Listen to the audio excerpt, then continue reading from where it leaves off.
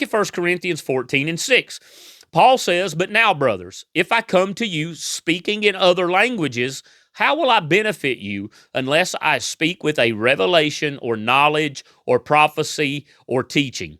And so here again, Paul makes clear that if someone comes speaking in another language, a tongue, if you will, and it is not intelligible, it is of no benefit. The Spirit can enable someone to speak in many different languages, but they are still real, intelligible languages, and because they're unknown to either the individual or the hearer, they are then to be interpreted. And it has nothing to do with some other worldly or angelic tongue. And so he then moves to the instruments and their distinct sounds in verses 7 and 8. So look at 1 Corinthians 14:7.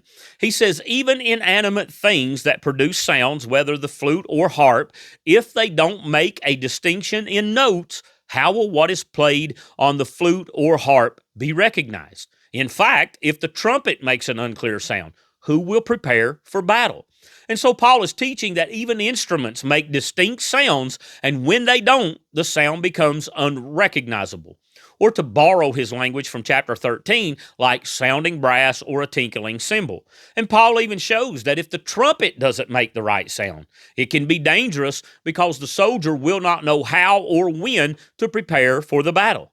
And so in the same way, he's communicating to the Corinthian church and us, his readers, that uninterpreted tongues in any form are not beneficial and are unfruitful.